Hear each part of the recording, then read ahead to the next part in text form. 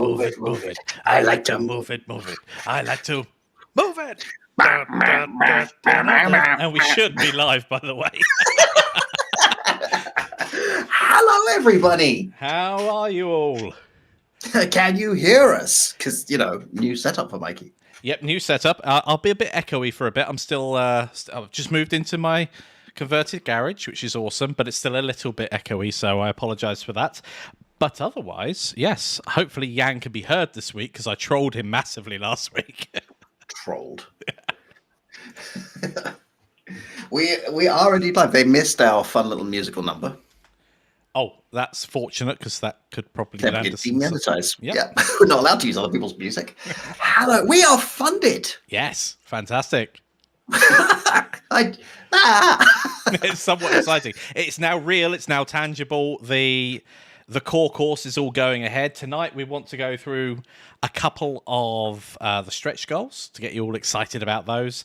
And also we've got some concept art from Paul, which will be one of the, I think the stretch goal concept art is the next one along. So to give you an idea of the sort of I believe it is style we're going for. Yeah. First, a little talk about what we've been up to this week. This week has been a lot of work. I mean, yesterday I did 7.5 hours coding straight with no breaks, which was a mistake. I did not feel good after that. But it was all to get the frame rate better for the prototype. Like, we'll get to the point where even on my machine, if you had too many skeletons on screen at the same time, it ground to a halt. So the prototype is now out there with those changes. It should be way better, but let us know what you think. Yes. And lots of little optimization tricks in there. Yeah, I mean, Yann's done a fantastic job. We've gone from... Well, I was hitting 4 frames a second, and now the lowest I get is 16, which is low, but not that low. And that's on a 1060 and an i5. Do you want to just go through some of the optimizations you've done on it? I will get the game ready and also post a link. So there's 3 major sources of slowdown happening. The first is I was using a bone attachment with a rigid body, because that feels right? Your weapon is a rigid body. You attach it, you're holding it. However, you should not move a rigid body by just changing its transform. You should always apply physics.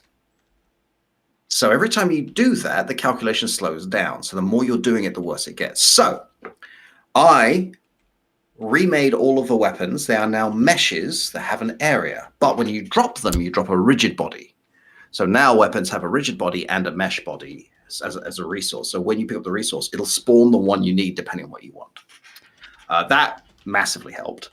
I disable all lighting further than a certain distance, and all particles further than a distance, and all of the behavior trees further than a certain distance. That's not true. They'll do the first couple of checks, and they'll check, is the player out of range? And if the player is out of their behavior tree range, it just stops running. So that frees up a lot of cycles. And I simplified the fire particle, so it looks the same-ish, but now instead of being a bunch of spheres, it's a bunch of quads that are billboarded towards the player. So they're always facing you. The old trick of a sprite that's always facing the player from the old Wolfenstein and Doom days. That takes me... Yeah, I was going to say that takes me back to the days of Doom. Still perfectly acceptable these days. A lot of foliage is also done exactly like that. Well, for a stylized fire thing, it really doesn't make a difference. Like, it's a circle. I did play with shaders, and I started using GD Quest's awesome stylized shader fire, which is itself based on someone else's work in Unity. Yeah, and it's great. But to be honest, the look wasn't different enough for me to really mess around with shaders, and I'm still not comfortable enough with shaders to write it from scratch myself to get something that would fit our game more. So I thought, well, for now, let's just stick with this one. So those are the main ones. There's a few other little tweaks in there, like changing the way shadows work and stuff like that. But those are the really big ones. Awesome. Well, let's give the game a play and see where we are at the moment. We can hear the audio cutting in. Let's move over and make sure people can see. I think that's this one. No, that's me again. I tested this beforehand. Did you? I did. It's because it's over. Yes, I remember that. Excuse these few technical issues while I actually get the screen on the actual screen. Because it's not off center like that. There we go. That's much better. He's just wired all this back in, so, Yes. Double audio. Nice. So we've got everything here. So we've got our lovely options menu here. I'm going to make it full screen, which it already is. There we go. Difficulty. I'm going to ramp it up now that we've had an improvement in Game frame audio rates. is way high, just so you know. Okay, well, we can turn that down with these sliders here. There we go. That should be better for everybody. Oh, Mikey, what does the curse button do? The curse button. Click, click. Okay, awesome. Double audio. There shouldn't be any double audio. There might have been when I was switching scenes a moment ago. Yeah, that's fine. I'll sort that out. So I've clicked play. Just found that it's in the wrong place. I'll have to fix that later. No, that's when I resize the screen. Yeah, no, I haven't anchored it properly. It's okay, cool. So this is the this is so much smoother. Oh, one of the major things I did. All rigid bodies come in asleep. So before we were spawning them in and they were settling. There's enough rigid bodies that was making a major difference to the game. Now they don't move, and that just saves that first 5 seconds or so of really low FPS. It does mean when you drop an item, it's going to drop at head height and sort of hover, but I can fix that later. I'll lure them away. So there are a couple of things that we want to work on this week with the feel of the game. So we've got all the basics absolutely nailed now, and part of the journey of creating a game is how can we improve it? How can we make it feel more fluid, more dynamic? Right now, the experience is you do a little bit of math. Can I kill this skeleton before it hits me? It's a very slight stun lock when you hit it. So if you get the timing right, can I stand in front of it, hit it, and then go heal up? What we're going to do, what we're going to plan to do, is we want to make it so that you can attack while moving. So we need different animations. Right now, the animations don't support that. So we had to lock moving, because otherwise when you move, you slide and it looked weird. Camera. And because you're using your whole body when you swing the floor, if we filtered out the legs and just did the swinging, you started doing weird, like twisty, upside down, flippy things. And it broke the game. It did look funny, but it wasn't. It did look funny. But what it meant was to use these animations and see if we could get the thing working, we lock the character whenever you attack or equip a weapon. The result of which is the game feels very stuttery, right? The rhythm of the game isn't quite there. So if we do it so that you can attack while moving and massively up how much damage both you and the skeletons can do, then the game becomes about moving and positioning and rolling. Yeah. I'm also tempted to move the stamina cost from sprinting to attacking and dodging. So I didn't pick up a super weapon then, I'm afraid. So I can't do my trolling that I was doing earlier. But I'll go get the flaming axe. The flames that aren't currently working on the axe. I need to tweak that. Hot code. So how the chests are currently working? How does that work? So currently there are 2 chests that will always have the same things in them. So the opening chest will always have the worst weapon in the game. Nice one. And the flaming axe chest will always have the flaming demon axe and a stamina potion. All the others are random chests, and what you could do is you could say how many items maximum that chest should have, between 1 and 6, and then it'll roll dice. It might have 0, it might have 1, it might have n. But they can never have the demon axe, because that's not classed as a weapon, that's classed as an epic weapon, which is not on the same list. Ooh, that one might be a fun one to play with. It is a fun one. I was just running between them very quickly. Oh, yes, it is two-handed, so I've got this attack. Yes. I definitely am not spamming this attack. Come on, then, if you think you're hard enough. Bye-bye. I mean, what we could do is put in a mana cost. Yes. We're definitely... again, there's no balancing being done yet, so right. I'm taking advantage of the fact that the two-handed attack is rather powerful. Which is, I mean, that was the idea, right? We're going to put this in. Can we make an area attack and so on? I do want to put magic in at some point. Yeah, no, I could definitely see Vampire the Masquerade Redemption coming from it. And that does take me back. It's interesting because Mikey did like a prototype of the kind of music he'd like to make for these dungeons. Oh, yes. And it was all very... No, that's recommended off. Anyway. Well, it was all very like... Somewhere. It was all very like deep and spooky things. And I always pictured this as a much more sort of chirpy, adventurous, go-get-them thing. So we're sort of playing with different musical ideas because it really changes how you play. At least it will do. Right now, the rhythm of this is go over here, heal up, and do the stuff. Thank you, Juan! And thank you... I can't read that. NVVA. Nva? Thank you, guys. It means well to us. So yeah, this is the current iteration. Here's Goldie. Goldie is a hit point sponge. But he's easily confused. Is he? I'm a hairy skeleton. Oh, you've got... I'm 30 seconds behind you. Yeah. Can we use a health potion? Yeah, I could use that. Yes, we can't wait to get the videos to you. Now, to reiterate, the idea is to do the project in Blender, LMMS, and Godot 4. And for those of you who aren't aware, Godot 4 is not currently released in a stable state. It's on nightly builds. The nightly builds are not stable. You're out of stamina, that's why you can't attack. Yep. I figured that. But it's getting better all the time, and there's nothing in Godot 4 that tells me it couldn't handle this at least as well as Godot 3 does, with better visuals and better particles. So the idea is when we get a stable release of Godot 4, we immediately start work on it. We will need to spend a couple of weeks at least transferring the code across and making it all work and, you know, tweaking some of the assets and imports and all the rest of it. But by that point, we should be at a state where, you know, we've got the systems planned, we've got everything ready to go, and then it's just get the course out. I'm a bit of a sponge at the moment, I'm afraid.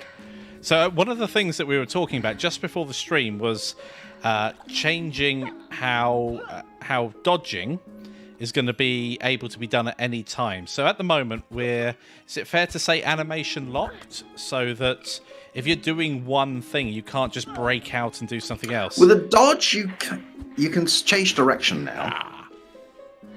I won. Yep.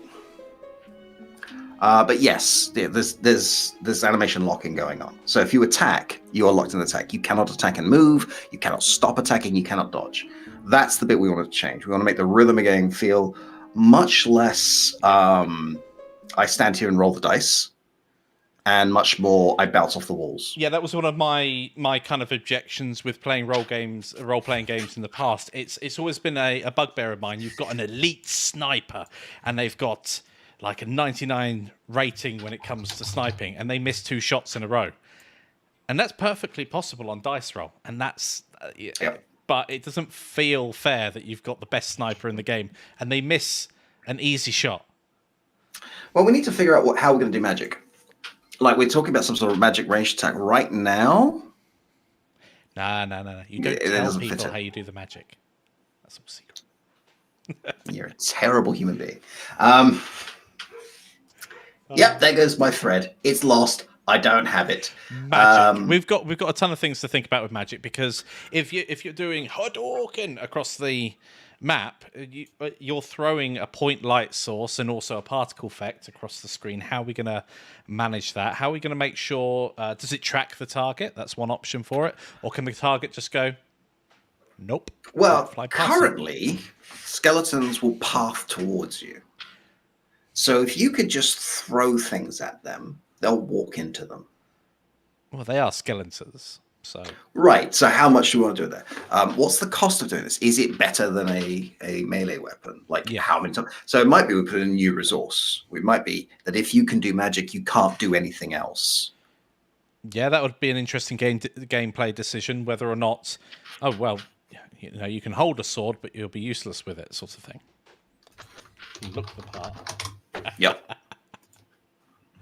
Ah, fantastic. I want to have a look at Paul's work. Paul's going to be doing some of the concept art for us, and he's put together concept art for Aria to give people an idea. Concept art, you say? Mikey, tell me why concept art is relevant. It's part of our next stretch goal. We have stretch goals? We do, ladies and gentlemen. One thing Thank you, Gerald. One of the things I should say before that. What was that about train leaving the station and missing it? I don't know. What? I don't know. I said I don't know. What are you talking about? Train of thought. Choo choo. I'm going to bring up the list actually and pop that on stream real quick because I think it's important to talk through it and try not to confuse everybody as I do so. Which is always a good thing. And I'm also going to put Aria. So while he's doing that, the plan is there are 3 courses, and I'm hesitating when I say courses because we may end up splitting. For instance, the Godot one is a smaller, manageable modules or courses. So if people just want to learn how to do the inventory system, they don't have to take everything else. But by backing it, you get access to all of it. So if we do release it as lots of little courses, it makes no difference to you, right? But we have Godot 4, we have Blender, we have MMS. And for those of you who just joined, Godot 4 is not currently stable. It is in active development. When it is stable, we will move from Godot 3 to Godot 4, translate the code, make sure everything works, and then start the course, right? Start recording. Yeah. So there is a delay there. And if they delay Godot 4, we are still going to be working on it, but we will wait until you can use a version of Godot 4 that won't break. The current nightly build of Godot 4 won't render particles on my machine. So that's the thing. And shadows are broken. Like it's they're working on it. Roderick's got a great question here. Are you releasing courses all at once, or do you plan to release the LMS Blender ones before if Godot 4 gets delayed? The short answer is we will start producing courses when we can. So we've got Godot 4 when that's out at a stable form. Those courses will come out. LMMS and Blender, the production will start as soon as we've received the pledges in. We have no reason to delay those. Yeah. There's no fundamental reason to delay those. One of the things with Blender is Blender 3 is coming out in October, and it sounds like a complete different version change, and no, it's fine. The majority of what will be taught in the courses easily will be able to be done. Blender 2.93, Blender 3 is going to be very similar. There are a few UI changes, color variants, and things like that. But the main changes are for other things that we're not going to touch early on in any course. Things like geometry nodes. And so the new Cycles X rendering engine, absolutely phenomenal, really quick. And so that's really for pre-visualization of your assets, because ultimately you're probably not going to be using cycles if you're developing a game.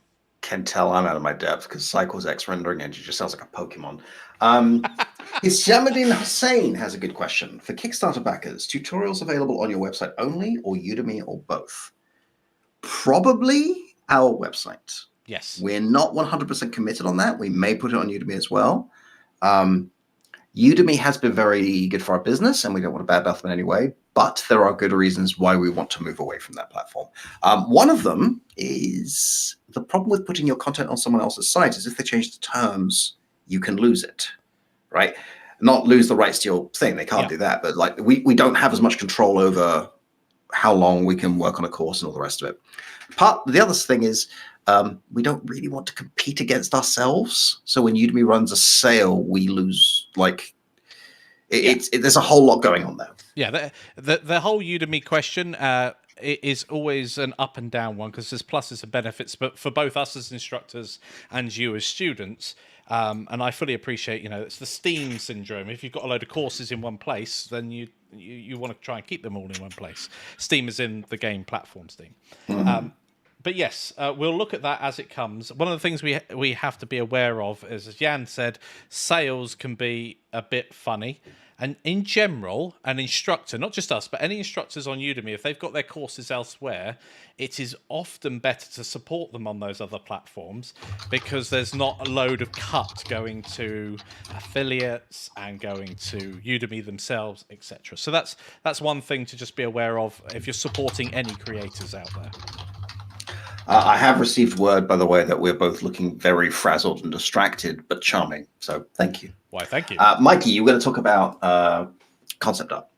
We're going to talk about concept art. Yes, let me push this button, which now works, and we can also go down. So I've got the Kickstarter here on the left. Oh, wow, that's gone up again. Woohoo! What's that, 106, 107%? Nice. Thank you, everyone. Thank you. So we've got concept art here done by Paul. He's already done a grease pencil course with us, and obviously we've got some of his artwork here. I've been talking with him, and we're going to do concept art as part of stretch goals. And one of the things that you'll notice with the stretch goals, if you delve into the details, is that a lot of these expand upon things before. It's been specifically designed to that, to just build up a bigger and better course or series of courses that all interlock one another. So when it comes to character artwork, etc., we have got concepting, but the concepting at the £8,000 mark, the overworld, when we're talking about going up to the surface, nature, the outdoors, etc., that will be part of concepting, designing your world. So this is an example of Paul's artwork here. Where's character concepting? That's at the next stretch goal afterwards, when we start talking about different armor and clothing, different characters even. And moving on from there. So there's a lot to cover as we go down here, but they all build upon each other. And of course, if you do have any questions about this, either now, obviously, go ahead and ask, or if you come across this video and you want to know more about something, do ask. Now, there is a link. See what's planned for each stretch goal on our Trello board. This Trello board itself is... Mikey's laughing because someone said it's too small, so when he wasn't looking, I made it bigger, and he hasn't seen it yet. Yes, I just noticed that. That's not the size that I left. Thanks, Yann. So we've got a Trello board. It's open for commenting on as well. So if you need to ask questions, you can do it on here. I'll get a notification about it. There is one area that isn't actually a stretch goal, and it's right at the very end, and that's further stretch goal ideas. That's not an actual stretch goal, but there's some extra things that we've been thinking about. It's a catch-all that we can look at. And of course, if you guys... well, Juan has a question, so let's go to that. Are we going to have access to production notes such as these? Yes. In fact, before we start doing any of the coding, or before we start designing the music, or before we start designing the assets, the very first part of those lectures is designing the game, like coming up with the game design. We might actually... We haven't figured out how we're going to do this, but there's an argument to be made where it could just be Mikey and I presenting those lectures, and those lectures are copied amongst all three, like it's the same lecture in all three courses, or whatever. But before you start work on it, here's the design notes. So we'll talk through our process, what we're doing, the essential experience, which for me is the central idea for a game, which is how you want the player to feel, which is why earlier when I talk about like the game feels very stuttered, that's not the experience we want the player to have. So we're gonna move towards a more fluid dynamic. Yeah, there's a lot of knowledge that you really gain when you start working on a project like this. That's not just about the coding. It's not just about the modeling. It's about how all of that works cohesively together. It's very, very easy to go off on a tangent and realize what you've done won't work in a game engine. Or, you've made these... Or as a game. Or as a game, yeah, that's true. I like the idea of, does your game play well if you're just running around with a cube? I mean, it's a good idea to test movement mechanics. I mean, there are great examples of this. Skyrim. Yeah. Huge game, really impressive. The opening section of Skyrim, anyone who's played this game is probably 10 minutes of sitting down on a cart listening to people talk at me, and I can't skip it. The most popular mod for Skyrim is the one that lets you start somewhere else. Just ignore that. 100%. Yeah, I remember with Oblivion, I made sure in my second playthrough that I got to the end where you actually then get to pick and morph your character class anyway, just before you leave the sewers, and just... I'm going to make a save point here, and that's going to be my start game for everything else. Yep. I'll handle these two questions, and then we go back to the Trello. Roderick, voiceover sounds awesome. Why are we not funding this? We did think about this, but there's not really much of a learning journey there unless we want to make this a writing and acting course, which is out of scope. Yes. But how do I include voices into my game is frankly something that, once you've done sound effects, you know how to do it. Now, You're dialogue triggering, aren't you? Yeah. is a thing, but that's on there. And that's probably going to be using Dialogic because it's a really good plugin and there's no reason to reinvent the wheel. So let's just have a quick look before we go on with that. Let's. Where is dialogue in this? Because we do cover it. Is it with the questing? Probably. Yeah, story and dialogue and questing comes under the quests part of here. When we start thinking about how to stitch game questing together, that it starts to become very interesting how these systems work together. Like, for instance, we've got books in the game at the moment. Does that mean that we can tag a specific book as a quest and you have to search through a bookcase to find that missing book? Mm-hmm.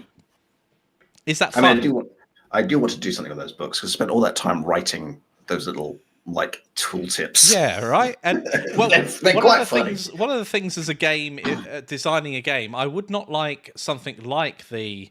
And I could go back to Oblivion and Skyrim. They have a little thing on the top of the map to help you guide to the quest. And I remember vividly in Oblivion, it would guide you to the exact drawer inside the exact house. Yeah, I mean, breadcrumbs are quite common now. And Game Maker's Toolkit has a really good video on that and why it breaks games. Like, let people figure it out in world, give them enough information to actually have to look at the map and do some puzzle solving. Sea of Thieves does that really well. Or get them to the right kind of area and then let them work it out and make it fair. Like, it's not just in a random place, look around for 20 minutes. That's dull. But let them use their mind and make them feel smart for figuring it out. Sea of Thieves did that incredibly well. When you found a chest underground, you felt clever. Yeah. Because you solved the riddle. Although we stopped playing it because we stopped feeling clever. Because that last one just like, nope, not doing this anymore. It was too long a quest. We'd sailed for an hour and a half. Sile or Skyle or Sile or Skyle. Yep. Is there a chance you'll work on the stretch goals even if they're not reached during the Kickstarter campaign? Depends on the stretch goal. Depends on how it's going. We're not promising that. I will field that by saying no as a definitive answer. But there will be some exceptions to that. Like, for instance, a character creation course in the future is highly likely. Yeah. But this will ensure something like that happens much earlier in our overall Canopy adventure. Juan was asking about prototyping and game testing. I mean, you do want to prototype and game test all the time. That's not really something we'll teach. I mean, we'll talk about why you should do it and ways you can handle it, but we're not going to teach how to prototype a game or how to test a game because that's, again, out of scope. Okay. There we go. So the reason we have these as stretch goals is we were like, okay, what's the core experience that we could teach you guys on how to get started, and what's the minimum viable product that we can get to? How much time is that going to take us to properly develop? Because what we have right now is a tech demo, and the code I have in here is functional, but it's not ready for a course, right? I've taken a lot of shortcuts. I'm using enums here, but not here. Like this is about me like rapidly prototype, and it's good enough for a quick little indie, but it's not good enough for best practices. As such, we need to spend the time with this and with God of 4 to make sure that we have the thing ready, the curriculum is good, and all the rest of it, and do that. The more we add to it, the more time we need to spend doing that. And if we're spending time doing that, we can't be working on the courses. So the Kickstarter is there so that as we get to this more content, we have the money there to keep us going for those months to do it. We're a very small company. We don't have huge reserves of cash. And of course, one of the big things here is some of these stretch goals actually change the way in which you might want to structure a game. For instance, at the moment, we're using grid maps to lay out the level. However, if we get to our procedural stretch goal, which I don't think is that far down the line, actually, it's the third one. It's the third one. Then that will change how the code needs to be written in order to generate the levels procedurally. So there's a big balance there. And going back to the question, is there a chance we will work on stretch goals even if they're not completed?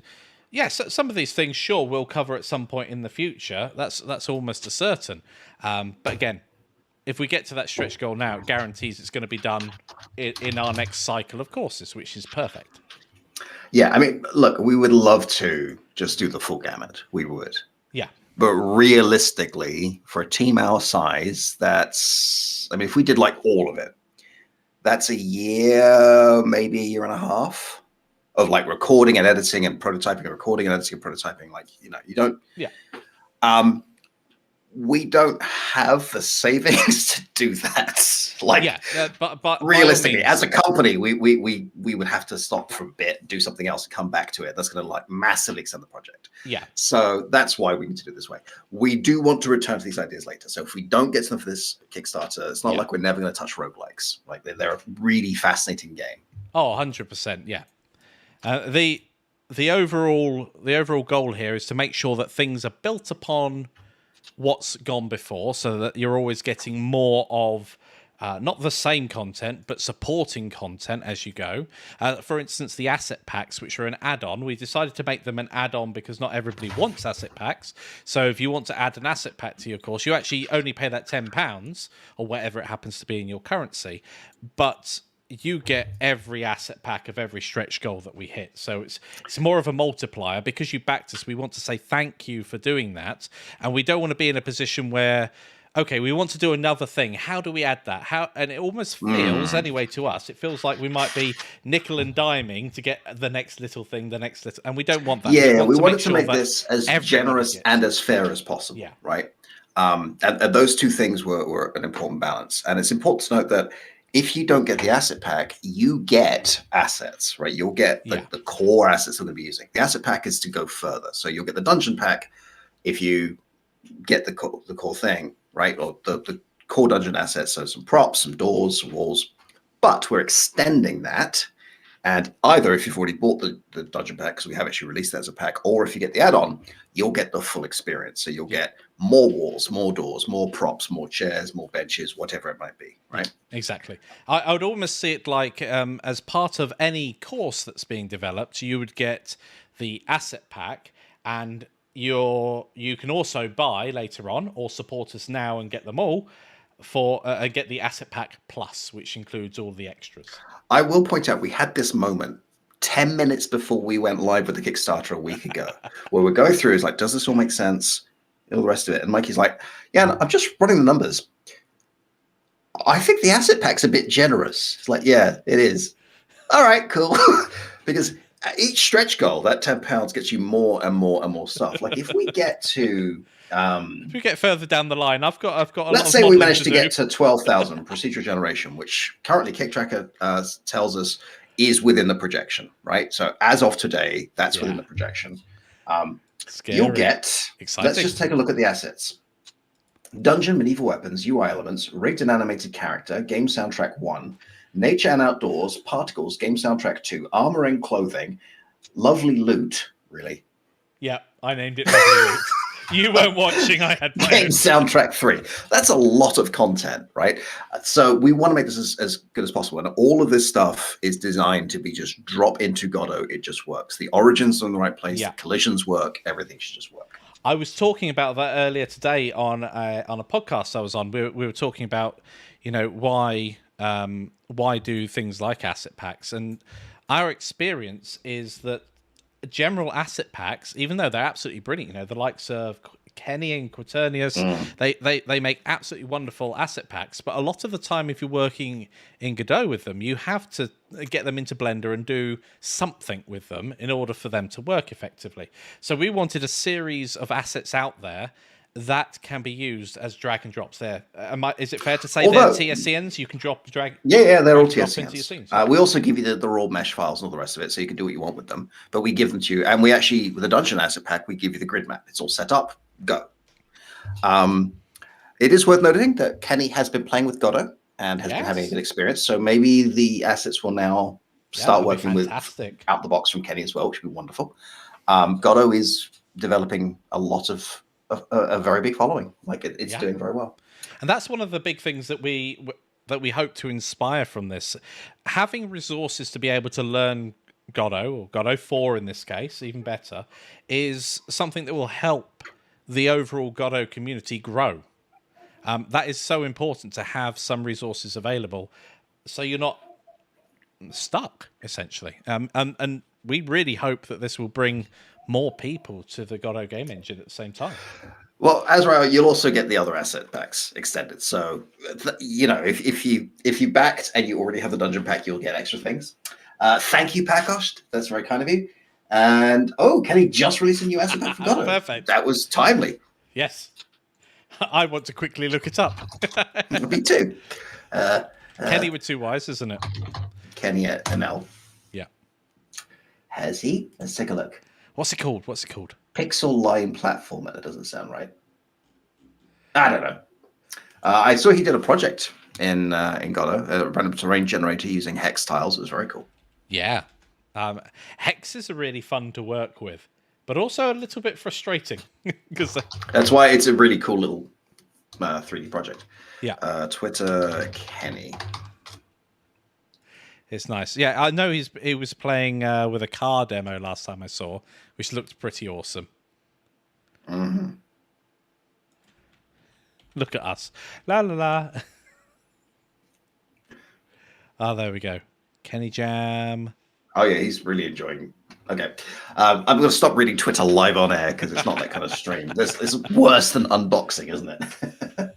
Yeah, you don't get to see what we're looking at. Actually, I would not want to put Twitter on a live stream anyway. You never know what kind of crazy's going to appear. Yes. Yeah, no, he's very fast. We only just started talking about it. Yeah. So, where were we? We were talking about the concept art. We talked about the concept art. We were talking about the stretch goals. We talked about the next steps. Oh, one of the big next steps I want to do, as well as getting the animation feeling a lot more fluid. And I don't like using the word dynamic because it's so overused. But in this case, it is actually what I mean. Lots of movement. I want that flow to feel a lot more. I want you to feel like a martial artist or like a bad butt, because I don't know if I'm allowed to say badass, adventurer. I want you to feel like, or not quite dancing, but that kind of skill level, right? Yeah. Where you can plan your moves and just go zap, zap, zap, zap, zap. That's the feel. Well, And one of the we things... have loot and we have value in items. Yes. So let's put in a shop. Like Yeah, I want to put that in. The merchant, yeah. So one of the things that we both not necessarily don't like because it suits certain games, but this abstraction with RPGs where you can't use this particular sword because you've only got strength 19 and not strength 20. I mean, I didn't know picking up an object was a binary thing anyway, but we didn't kind of like that approach to the weaponry. So we really wanted the character to actually be quite powerful from the beginning. But that sort of power comes from being nimble. Now, of course, when we or if we approach different character classes, which is second stretch goal, then we can start talking about how you can change your game around. So if you've got someone who's a bit slower but harder hitting, how does that impact your gameplay? If you've got an archer or a mage who can do damage from afar, which our characters can't do at the moment, is that going to be too easy because you could just spam all the skeletons from a distance? There are gameplay decisions to take into account when you start talking about different character classes that perhaps doesn't have to happen in all games. Although the way we've structured the game, if the player can do it, a skeleton can do it. Yes. Like currently, I don't have them dodging, but they could. Currently, you don't see their stamina. They have it. If you roll around a skeleton, it will run out of stamina while it's attacking you and just stand there getting its breath back, which is weird for a skeleton, at which point, clobber, clobber, clobber. But if you can throw fireballs, I could put in skellies who throw fireballs. Yes, it works both ways. I didn't know, and Yann told me this evening, that all the skeletons also have stamina. So in theory, you could continue dodging until they run out of stamina and then just donk them. There's a couple of things I've put in. One is skeletons will wait a second before attacking. Like they have a 1 second timer. It builds into the behavior tree. And the other thing is I've put in a stun lock. Yep. And I've done this because otherwise you can't take skeletons down. Because they will never pause. They will never miss. Right? So what I've done is if you hit them, there's a quarter second delay before they'll do anything. You don't notice this unless you're told about it, right? The skeletons just feel like they're dumb and standing there, but they're skeletons. That's what you expect. But before I had that, the game was just unplayable. Like it was too hard. No one wanted to fight a skeleton. You had to cheese it. Yes. Oh, there's a great question here. Yes. So access, if you back either for the back catalogue or lifetime, then you will get access once funding has cleared. That's the way that will work. It's usually about 2 weeks after the Is it 2? Kickstarter's I thought it was finished. 4 to 6. Well, anyway, in other event, the moment it comes through. And the reason for that is once it's gone through, Kickstarter, before it tells us, here's the final list, before we get the funds, they contact you and ask for payment. Yeah. And at that point, statistically, some people will have a change in their things, or you'll pay, the card will have been updated, or your bank will say, hey, this seems like a suspicious thing. The payment will fail. Kickstarter will say, oh, you've still got a couple of weeks to pay. Right. So that gives you enough time. After that, they send us the funds and a list of who paid and at what tier. Yeah. Like we can currently see who's backed at what tier, but there is nothing stopping people from going in and saying, I back 10,000 zillion squillion dollar pounds. No, I don't. Nope. Yes. So, yeah.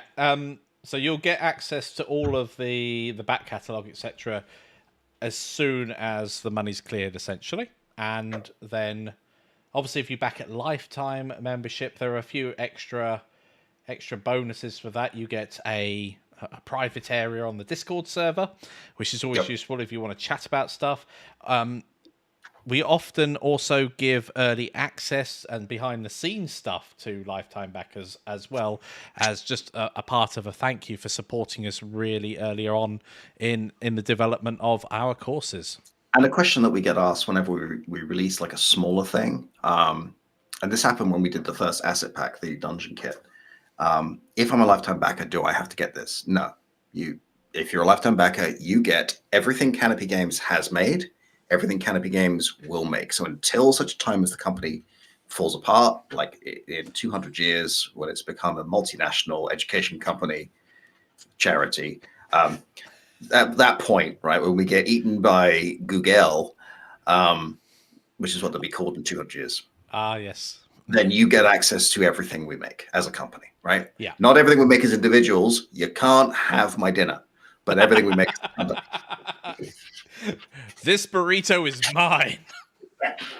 I'm a lifetime backer. You made your bed. I'm sleeping in it. Last question, I promise. No, by all means, ask as many questions as you want. With this £10 add-on, do I get all the cool asset packs? Yes. As long as we meet the stretch goal for them. If we don't meet the stretch goal for every asset pack for the stretch goals we have hit. Yeah. Yes, there is no way we can say only add one add-on. That's a Kickstarter thing. If you want to pay for 17 add-ons, you still only get one. By all means, pay for 17 if you want to, in the same way that you could pay, £10. You could buy it for one course, but pay extra money. Like Kickstarter allows you to overpay by design. Yes, and the other thing, I presume Yann is happy with this, but I'm going to say it anyway.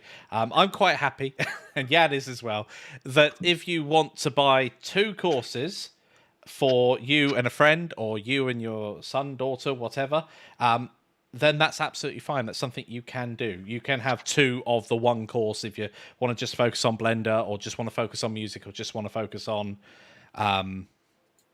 effectively, we'll give you an access to each course, right? So if you back 3, you can contact us and say, we'd rather do it this way. By the same token, if you are starting a small indie game company and you want one person to watch the Blender, one person to watch LLMMS, and one person to watch Godot, just get all 3 courses. It's fine. Yeah, get all 3 courses. One person do that.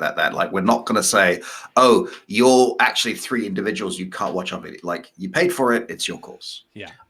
On that note, please don't pirate our courses. Please. It really hurts. Poor Aaron. I was talking to him. He was like, someone's just posted my thing on this site, and I'm like, yeah, here you go. Here's the takedown stuff. But it's pirates. Piracy is bad. I mean, I get the arguments for but I can't access this legally, or I don't have the money to buy it. Contact us. Like, we can probably work something out. But if you put it on a file sharing site, you actually don't know how much that hurts, because, hey, we worked all this time. We released it. Oh, it's available for free. The other thing, of course, is often these pirated courses. It was quite interesting. I looked through Aaron's. So the pirated course was all the videos were there. None of the resources were there, so you couldn't even take the course if you wanted to. Yeah. First thing you need to do is download. No, that's not there. So, and also updates. That's the other thing that's, and it's actually one of the primary reasons why we don't just enable people to download the content is because we often do update courses, and if we update courses with major patches, and you've got a copy of the old file, you're unlikely to go back and download the one or two videos that were or have been changed. Pacos, I've not heard anyone else saying that all of the chests are empty. Now, I believe you're on a Linux build, but I'm not sure. But I'm happy to look into it. Currently, random chest spawns. Well, actually, you don't have any items in any chests. Is that right? By default, there should be one in the starting chest and the fire axe chest, yeah? Those are fixed. Yeah. Try the current build. If that doesn't work, just ping me on Discord. Azrael, how many M's are in that software? All of them. Jessica's right. They all go in there.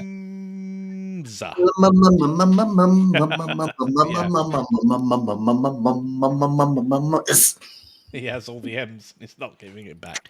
No, not at all. I'm going to shout out for LMMS at the moment because it has come such a long way since we last looked at which music software we could possibly use to teach. And I went for LMMS the first time round. I was like, oh, but it doesn't do like two things that I thought for our project would be absolutely critical. So I'm glad that those things now exist. Well, at the time as well, it was really hard for me to navigate the interface. Like just the initial learning experience was weird. And it seems that's gotten a lot better. So yeah, it still has its quirks, and it's still...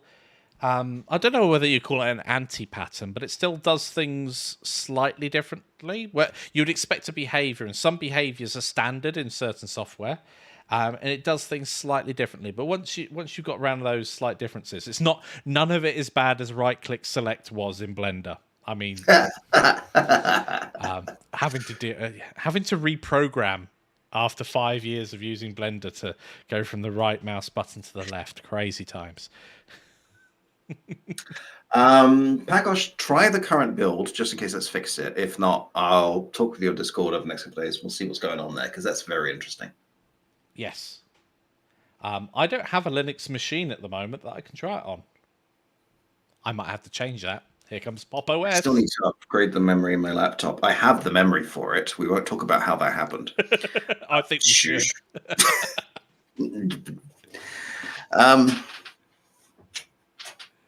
So yeah, we can have a look at that. Obviously, have we got any Mac people who've tried the game?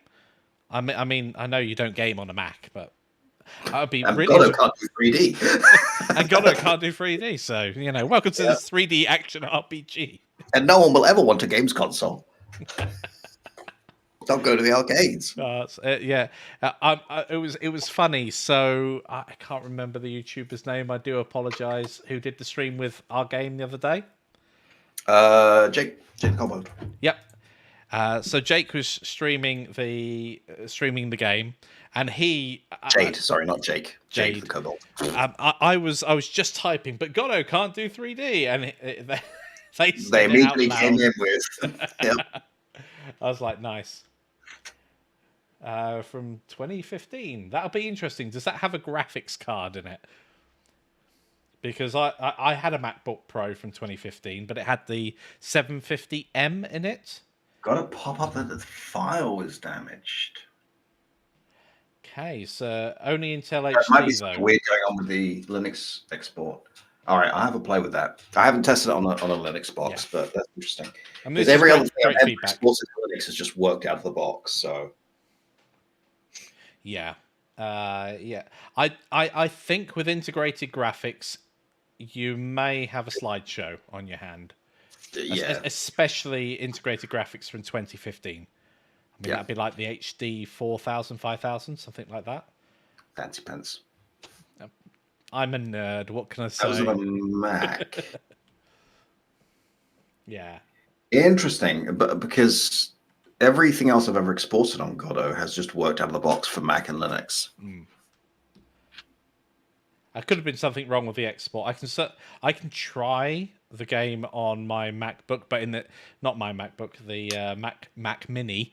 But again, that's got it's like 2012, so that's it's a 9-year-old computer. Oh dear. But yeah, what do we get to? Oh, I can't remember, Mikey. Things. I'm gonna look at the Well, we're talking about the stretch goal. So in the next stretch goal, the one we're actually overworld. We're actually a quarter of the way to that stretch goal already, which is absolutely fantastic. Thank you. And I've got the laptop behind me just so I can turn around and have a look at. Yeah, we're more than 25% towards that goal, so that's amazing. So what are we going to have in that? So in terms of asset packs, we're going to have... Thought about that first, Mikey. Yes. Maybe. It's nice to cycle back round and keep the audience guessing. So we've got the nature and outdoor asset pack. So we're going to have trees, flowers, grasses, all that jazz. And we want to make sure that we can build up a scene outdoors, similar to the original concept that we had, so we can actually have an outdoor area to play with. Particle asset pack. This is particles in Godot. So fire, ice, wispy stuff, smoke, all that jazz. Again, I'm going to say all that jazz on all of these, just to etc. Yep. So yeah, lots of particle packs, so you can just play with, just attach different particles to any of the elements that you have in Godot. 2D UI element creation. So we're going to focus a course on actually creating the elements that you would use in a game, and also talk about how to use them. Why are they this particular shape? Do you put them here on the screen, there on the screen? What size? Be aware, by the way, and I do mention this in the prototype, all of the UI elements and all of the sound effects and some of the music, like the music in the actual dungeon, is placeholder. That is not the stuff we have for the final. Yeah, that will change. Yeah, like we expect the same kind of quality, but we don't have the rights to give those to you as students. Yes. So we can give it to you in a prototype legally, but we can't give you the raw files and say, here, play with them. Yeah. That's pure for time-wise. We wanted to get an idea about what we want to teach really quickly. And again, going back to Yann's earlier point, if we were to have done all of this ourselves, we would have been sat there for probably 2 years creating all of this stuff, and then we've created it all. Why is the point in having it's backwards and forwards? We've got creating dungeon assets, so that's going to be in Blender. We're going to create an environment, basically guiding you through how the dungeon asset pack was created, things to consider, especially about environment modeling in general, and also creating concept art for the overworld. So that's where the first concept art will come in. Now, this will be in Blender as well. We're going to be using the 2D parts of Blender for doing this. It's phenomenal. I know the tools exist in lots of programs, but I really love the way that Paul manages to use the grease pencil to create some phenomenal stuff incredibly quickly. And of course, if you don't have to jump out of the tool you're in, it's brilliant. And then we've got a couple of things. I'll let Yann talk through the Godot ones. So the Godot built-in asset library, there are tools that you can download in Engine or from GitHub, put them in Godot, and they'll work as plugins. And currently they're all working in 3.x. Most of these I expect to work in 4. In the prototype, we are currently using 2 of them. We're using the GodRays plugin, and we're using Hungry Proton's Trails plugin for the trails of the weapons. Hungry Proton, by the way, was really helpful with me tracking down why there was a frame drop every time you equip a weapon. Because I spoke to him on Discord, on the official Godot Discord, and that was awesome. But I also want to look at Scatter, assuming that's updated for 4, which I can't see why it wouldn't be. Scatter, if you don't know it, is an amazing plugin. It allows you to very quickly use multi-mesh instance to have a low-impact, huge amount of props or bits of scenery in the world, or have a bunch of static bodies in the world by rule. And the rule can be, I want you to scatter them randomly here along these axes with these random scale parameters, with this random rotation. And I don't want you to do it in this bit where I draw a curve, and I do want you to do it here and add this and subtract that, and you can also put in trees. Or you could say, I want you to link these. So I draw a curve and the fence items just follow the curve perfectly, except here where I put a path, don't put one there. Like it's a really good way of putting a lot of assets in very cheaply. Oh, it's Because phenomenal multi-meshes, watching how you created the thing. I was sort of, well, there's a tool in Blender to do, and it was like, yeah, I got that in Godot too. Whoop, there we go. the other really useful one is the height map tool by, I forgot his name. It's gone. Which allows you to create an outdoor space and then put in textures and draw it and put a river in it. We might even use the rivers and waters plugin to get that lovely river going through your town. So the idea is you've got a little bit of a settlement, maybe a camp, maybe a very simple little outdoor town, a place where you can go, trade, rest up, plan what you're going to take into the dungeon, and then go in for your next dungeon run. Awesome. What was the other one? Environments in Godot, how to get the most out of daylight, nighttime, and the dungeon environment, how to use the fog, the lighting, talking about how to make your shadows really look good. We have in the current prototype, the shadows are as basic as they can be, but there's little things you can do, like never have pure black shadows. They don't exist unless you're going for a very stylized, cartoony look. Or black holes. Or black holes. And we're not currently using a toon shader, but we could look at if you wanted to give this a toon-like look. How could you do that? There's a couple of plugins you could use to get really good toon shaders in there. I might do that as sort of an option you can do. It basically means go through every material in the game and changing it, which is slightly annoying, but we're using the same materials for everything. So everything that is gold is using the gold material. We're not remaking it each time. So yeah, that's the Godot part of that stretch goal. Nice. You stop talking. And creating an outdoor space in Godot was the other one. So actually, how to design that part of the level. It's an outdoor space. It's not. It's definitely not going to be an open world game. That would be far too far out of scope. This is going to be a little walled off area, either invisible walls or actual. You can't cross this bit. Talk about how to set up any NPCs we might have there. How to get your pretty little corners, how to get the gameplay loop working. If we use things like scatter and you have trees, you don't want those trees to be multi-mesh instances because you want them to have collision. So how do we do that? It's really how to get that. For those of you who remember the early prototypes where we had the outdoor area, it's that kind of look. I think I've still got that, but I don't know. No, I'm not going to try and bring it up right now.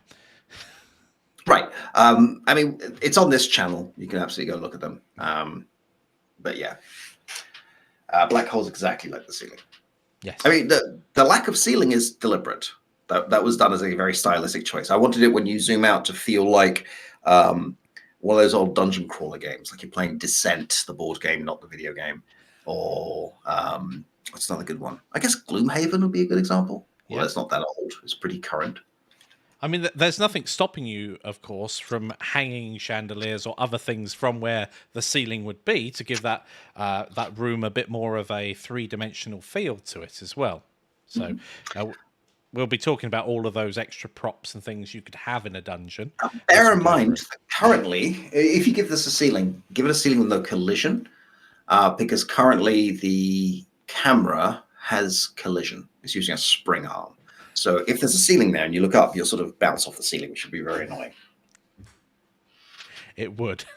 And we're still working on the camera. There will be instances with the camera where it does pass through the wall if you get too close and turn around, because I think it's because of the distance between the player and where the camera can be would be inside the player. So, oops. I mean, everything is very much work in progress. Yeah, definitely. I'm interested to see why we're having problems with Mac and Linux. I do want to get the experience of movement better.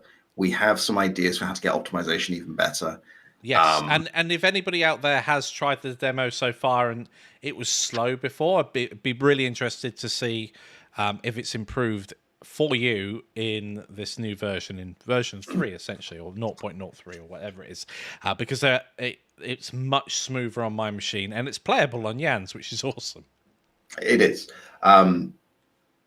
because I was getting a little annoyed there that I knew that it's hot code and it's not optimized, but if I'm slowing down, then I can't really work on it. Well, we do want to make sure that no one has a false impression that they can't do 3D games on their computer. And of course, there will be computers out there that you genuinely cannot develop a 3D game in. You can certainly do 3D modeling on, but you need a slightly beefier computer whenever you're working in a game engine than to play a game, because there's a few extra things running in the background. And obviously, when it comes to a 3D game, having a graphics card is kind of important. I tried the game on integrated graphics the other day, and I want to try it again. Actually, the computer's just over there, laptop, just to see how much of an improvement it is. I didn't have time with Yann's. I mean, we're not using GLES. Oh yeah, we had massive problems with Git today. GitHub doesn't like Yann today. No, every time I do a project, everyone's like, you just branch it. It's like, I don't want to branch it. Every time I branch it, it breaks. No, it'll be fine. I branched it, it broke. Awesome. Can't push. Yeah, Mikey can push. Mikey's fine. Yeah, I'm fine. I can give Mikey the files on a drive. He can take them to his house and push them, but I can't push them. That doesn't sound very sustainable, Yann. No. Yes, high ceilings would be lovely. It wasn't a limitation. It was more of a stylistic choice. But the beauty of it is, of course, that if you're taking the Blender assets part of it, so you can make your and own. multi-levels as well. There's nothing stopping you with a grid map, putting in a staircase section and then going up a level or down a level. And it's interesting because grid map solves a lot of problems, but it adds its own problems. Things like navigation. Navigation. Yeah. You can't bake navigation at runtime, and a grid map is a single object. So if there was lots of little rooms connected, you could have each one with their own navigation mesh, and if they perfectly align, it'll treat it as one. But a grid map, you can't change it and do it at runtime. There's plugins that allow you to do that, although I can't get those working. But 4 sets should have a slightly different solution there. We could move to A-star. Another one is lighting. Yes. Because you can only have so many lights on it. Before 3.2, I think it was, you could only have 8 lights per object, and a grid map is 1 object. So your whole level could only have 8 lights and you'd get flickering. Now you can up that, but the more you up it, the more it's calculating lighting. Yeah. And you can't do occlusion because it's 1 object. So what I've done in this is if the lights are a certain distance from the player, turn them off. Yes. Turn them off and turn off the particles. We can't see them. Go away.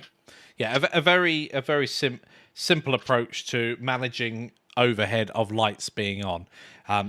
Only on long stretches is it really something that you can see, which is perfectly fine. And again, these are things that are good to know because they help you optimize a game and make sure that it's running as best as it can. There's no point in calculating physics, lighting, or anything else if it's not within the player's view. That's just silly. Well, if it's not within a sphere of influence. Yeah, exactly. You could definitely have a case for something sneaking up behind you. Yeah. But the last thing you want is turn away from the boss. It can't move. Like basically, like it's the angels from Doctor Who at that point, but the opposite way around. You can't see me, so I can't hurt you. Yeah. I feel like I was saying a thing before we wrapped up, and it went away. I don't know what. Brain. I am so wiped. Like, you guys don't understand. Like a day of trying to resolve these Git issues, because I spent 7.5 hours working yesterday, couldn't push. Spent a whole bunch of time working the day before, couldn't push. Got to today, it was like, Mikey, can you receive them? Nope. So we spent hours just like, okay, what if we regenerate the keys? Okay, it says I have the keys. I'll upload them. It says I uploaded them. GitHub doesn't have them. GitHub says I don't have any keys. Okay, I'll put it in manually. GitHub says it has the key, but it can't. It doesn't have the key, but it has it. So something funny is going on with GitHub, and we don't know what. It might just be it's not liking you at the moment today, but hopefully that will all rectify itself by magic. If not, we'll have to just. I mean, I'm happy to say it's me because everyone else seems to have used Git fine, so it's probably. We'll work it out. We're rolling up on the hour, by the way. It's gone incredibly. We've gone over the hour. Oh, it has gone incredibly quickly. So now is the time for you guys to ask any questions, if you've got any. I mean, you've asked throughout as well, so I totally get if you've run out of questions. Yep. I mean, And questions about the Kickstarter, questions about Godot and Blender, questions about cookies, questions what's your about favorite cookie? Jess. Right. Chess. Jess. Oh, okay. That makes a bit more sense.